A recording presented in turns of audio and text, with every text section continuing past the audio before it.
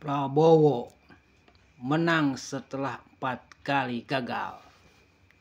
Tapi apakah siap dengan beban bersih-bersih Jokowi? Tergantung kepada Pak Prabowo itu sendiri. Apakah dia akan mencatatkan sejarah dengan bersih-bersihnya atau akan menghancurkan dirinya di akhir masa hidupnya? Tapi saya percaya bahwa Prabowo menurut Gus Dur adalah orang paling ikhlas. Setelah 4 kali gagal dalam kontestasi pemilihan presiden, akhirnya Prabowo Subianto berhasil merebut kunci nomor 1 di Indonesia. Kemenangan ini bukan hanya hasil dari kerja keras dan pencitraan yang lebih lunak dibanding masa-masa sebelumnya, tetapi juga tak lepas dari bayang-bayang campur tangan presiden sebelumnya, Joko Widodo. Sejumlah pihak menilai kemenangan Prabowo adalah buah dari restu politik, bukan murni kemenangan elektoral. Namun justru disinilah tantangan sebenarnya dimulai. Warisan kekuasaan yang penuh lumut. Apa yang diwariskan Jokowi bukanlah sebuah rumah bersih yang siap dihuni. Ia lebih mirip gudang tua penuh sarang laba-laba, tumpukan kebijakan yang tumpang tindih, serta tatanan lembaga yang sebagian besar mengalami erosi kepercayaan. Perpres, UU, turunan, dan peraturan menteri banyak yang harus direvisi karena mengandung kelemahan struktural, tumpang tindih kepentingan, bahkan mengarah pada celah-celah korupsi dan penyalahgunaan kekuasaan.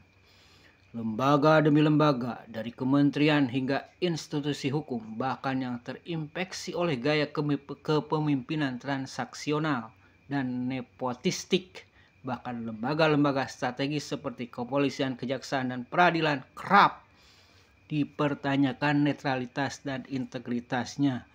Semua ini adalah getah kekuasaan Jokowi yang kini menempel di tangan Prabowo. Suka tidak suka, rakyat akan menuntut pembersihan menyeluruh. Bersih-bersih atau terbersihkan. Prabowo di pidato kenegaraannya selalu mengatakan bersih-bersih.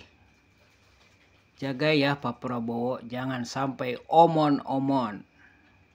Itu janji Anda di pidato kenegaraan. Dan semua orang akan melihat rekam jejak.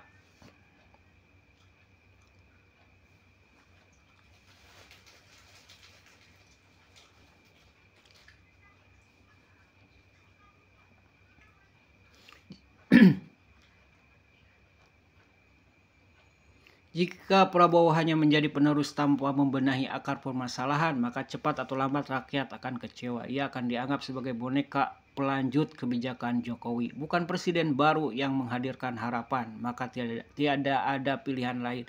Bersih-bersih harus dilakukan dari atas hingga ke akar.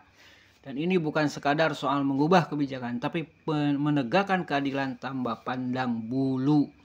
Lembaga yang terindikasi korup harus diaudit secara total. Setiap pejabat yang terlibat harus diproses hukum dengan adil dan transparan. Bila bersalah, penjarakan. Bila terbukti memperkaya diri, harta mereka harus disita dan dikembalikan untuk kemakmuran rakyat.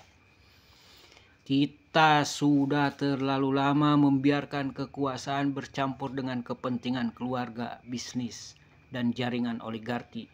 Jika Prabowo ingin dikenang sebagai pemimpin sejati, ia harus melawan arus ini. Memang berisiko, tapi inilah harga yang harus dibayar untuk keadilan sejati. Kapolri, Jaksa Agung, dan Mahkamah.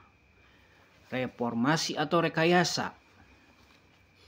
Tak bisa dimungkiri, 3 pilar hukum utama Indonesia hari ini tengah berada dalam sorotan tajam.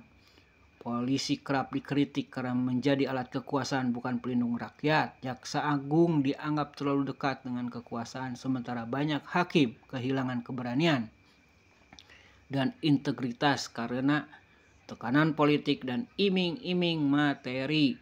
Jika Prabowo serius, maka reformasi di ketiga lini ini harus menjadi prioritas utama. pemilihan Kapolri, Jaksa Agung, dan Ketua Mahkamah Agung selanjutnya harus benar-benar dilakukan dengan uji kelayakan terbuka dan keterlibatan publik.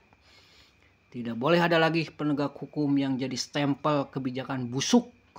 Tidak boleh ada lagi jaksa yang membungkam kasus besar karena tekanan istana. Tidak boleh ada lagi hakim yang menjual keputusan demi pila di Bali atau rekening di luar negeri. Harus ada pengembalian aset korupsi. Untuk siapa? Ya untuk rakyat. Salah satu bentuk tanggung jawab besar dari bersih-bersih ini adalah pengembalian aset negara yang telah dikorupsi oleh pejabat dan pengusaha yang berkolusi. Bukan hanya dihukum, tapi hartanya harus dikembalikan ke kas negara. Dana ini harus diarahkan ke sektor-sektor strategis. Pendidikan, kesehatan, pangan, dan infrastruktur desa. Jangan lagi digunakan untuk proyek-proyek mercusuar atau event internasional yang tidak menyentuh kebutuhan dasar rakyat. Bersih-bersih bukan hanya sekedar membuang orang-orang lama, tapi mengembalikan kepercayaan rakyat bahwa negara ini bisa berjalan dengan adil dan sehat. Apa risikonya bagi Prabowo? Besar, tapi apa alternatifnya? Tentu saja, langkah ini tidak akan mudah. Prabowo akan menghadapi resistensi besar dari kelompok yang selama ini menikmati kue kekuasaan. Bahkan bisa jadi sebagian dari mereka adalah orang-orang yang kini berada dalam lingkaran kekuasaan itu sendiri. Tapi jika Prabowo ragu atau setengah hati, maka publik akan melihat bahwa ia tidak berbeda dengan pendahulunya. Rakyat bisa memaafkan kesalahan teknis, tapi tidak akan memaafkan pengkhianatan terhadap harapan. Jika Prabowo memilih diam atau kompromi, maka masa depannya dan juga masa depan negeri ini akan suram. Jokowi dan yang terpapar harus berani diusut, bukan diabaikan. Tak ada negara yang bisa sehat jika masa lalunya terus disembunyikan. Segala yang terpapar oleh Jokowi, baik itu kebijakan, jaringan maupun orang-orangnya, harus diperiksa dengan cermat. Jika bersih, maka tetap dihargai. Tapi jika terbukti salah, maka tak ada alasan untuk dibiarkan. Kita butuh keberanian dari seorang pemimpin untuk memutus rantai kompromi ini. Kejahatan kekuasaan hanya bisa dihentikan oleh keberanian moral dan ketegasan hukum. Penutup. Oke ya Pak Prabowo, oke. Prabowo, pilihanmu sekarang akan menentukan nama besarmu nanti. Prabowo kini bukan lagi oposan, ia adalah pemimpin tertinggi negara dengan kekuatan besar, datang pula tanggung jawab besar. Apakah ia akan memilih jalan aman sebagai pewaris kekuasaan Jokowi? Atau ia akan memilih jalan terjal untuk menjadi pemimpin sejati yang menegakkan keadilan, menyingkirkan korupsi, dan mengembalikan martabat bangsa?